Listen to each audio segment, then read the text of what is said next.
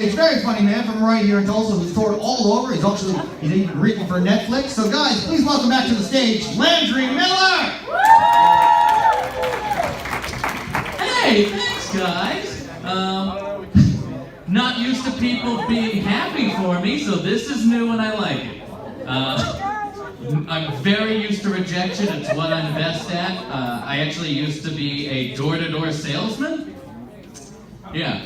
I want you guys to take a wild guess as to how many people opened up the door when 1970s serial killers started knocking. The only time people opened up is if they looked at the people and they thought I was their aunt. Happened more often than you'd think. I am that base model of an aunt. It's like, hey, made these cookies and your mom's sad at you, so. Got too real? I get it. So I do comedy now. The problem is, with the rejection thing, it's mainly what drives most of my decisions. It's the same reason I can't take part in your garage sales this year, so please don't ask me anymore. 1, too early. 2, it's outside where the sun is. I don't do well in the sun. I immediately sunburn and my skin just turns into the same color as my hair. Yeah, and I just look like a peach that discovered Rogaine. It's not good. It's not great. But my problem with garage sales is basically you're setting out all of these beautiful memories and trinkets from your life out on this table that's barely standing on your front yard. And then complete strangers are coming up and they're like, hey, I'll give you a nickel for that. And you're like, well, my grandmother died in that, you know? And they're like, a penny. And they're like, get out of here. What's even worse than those people are the people that don't even get out of their car. They just kind of like pull up next to your house and they're like, I don't like your life. Vroom! Sorry, it's okay. You're forgiven. One of the weirdest things that ever happened when I was going door to door was, and I would knock and sell air purifiers, which is actually just walking in and bullying someone for an hour. So if you ever wondered, if any of you want to get into it, let me know.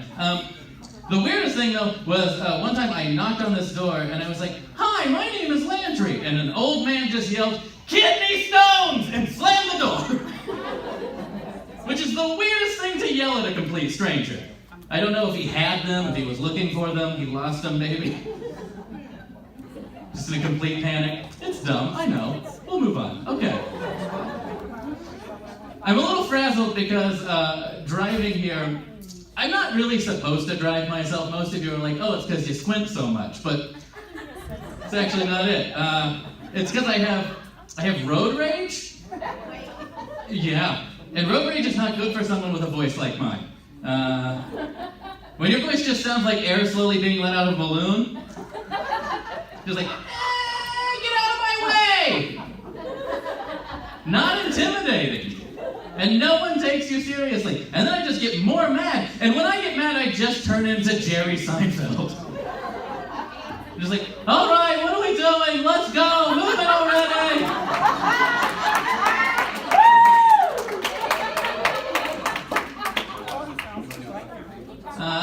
Life is weird because I grew up very religious. And it kind of stuck with me. I still go to church every week, but I like to rotate through the churches and see what's new and whatever. Who knows? They're always updating at that church. But the weird thing is, I had to leave a church a couple weeks ago because it got really awkward. The whole time, the pastor kept calling God Daddy. Yeah, he's just like, our Daddy who art in heaven. Spank me, or something. I think I'll Yeah. I like that spank me was the line for that guy. I had a weird situation this weekend. I went to go get donuts for my family. And when I say that, I don't mean like my wife and kids. I mean I live with my parents. I wish that was the joke. The problem was, I then went to go, through the drive-thru, and I went and I picked up my donuts, and the lady was like, welcome! You don't know what you just stumbled in on. This is the longest pay-it-forward chain in the history of our donut shop. 27 people have come through this line and paid for the person behind them, and someone paid for yours. It's free! And I was like, wow, that's amazing. So it's free. And she's like, it's free! And I was like, awesome. Well, have a good day! And that's when she stopped me. She was like, sir, you're not going to pay for the person behind you? And I was like, no, I don't think so. I'd rather just enjoy the good thing that happened to me. I don't know why I have